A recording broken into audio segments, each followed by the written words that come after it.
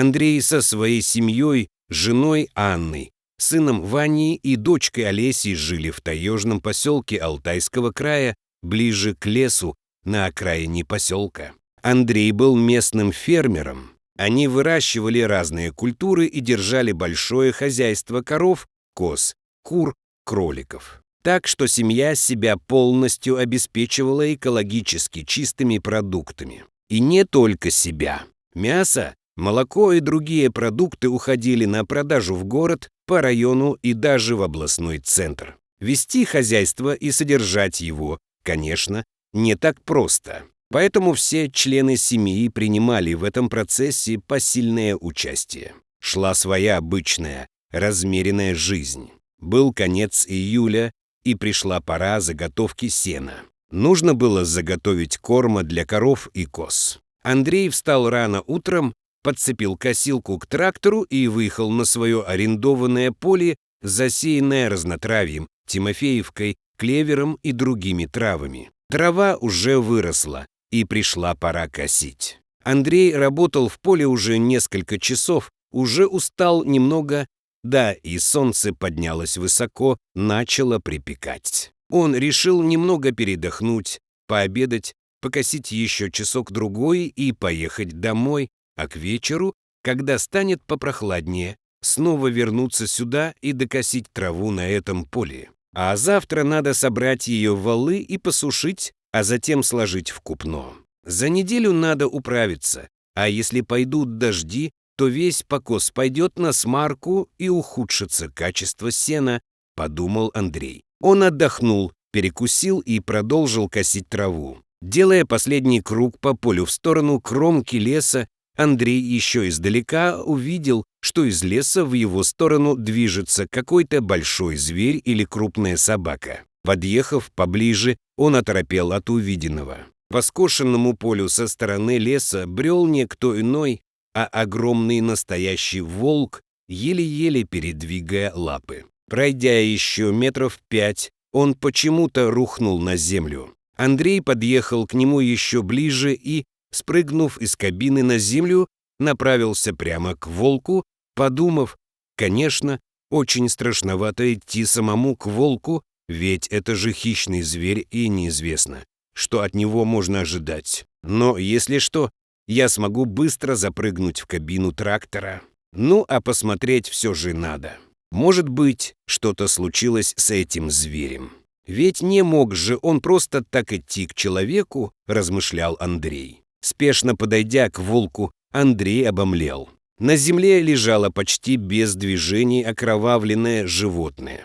Волк, очевидно, шел охотиться на дичь, чтобы кормить свою стаю.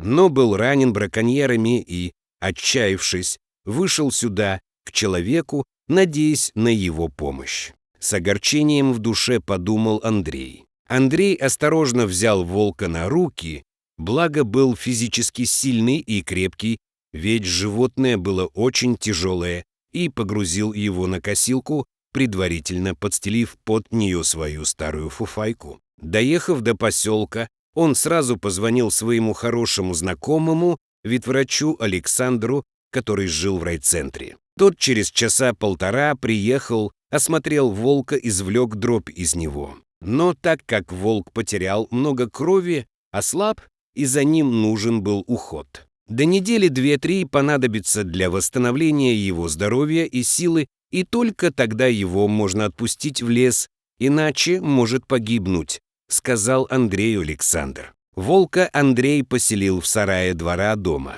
Время шло. Андрей с Анной и детьми с удовольствием заботились о нем, кормили, поили его. А спустя 2 недели ночью волк тихонько вышел из сарая и спешно убежал в лесную чащу к своим сородичам. Утром, придя в очередной раз в сарай, чтобы покормить волка, Андрей не обнаружил его там. Значит, уже поправился и окреп, ушел к своему семейству с облегчением в душе, подумал он. Прошло лето.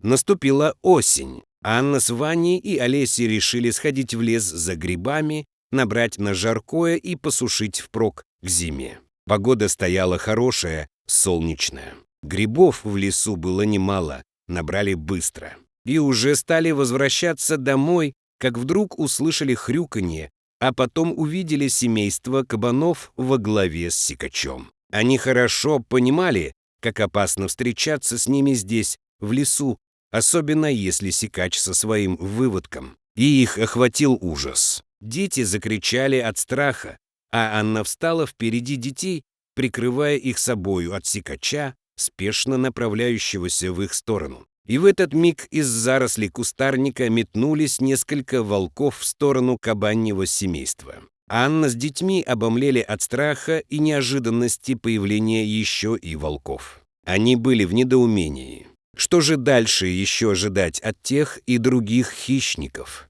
Только невольно наблюдали за происходящим.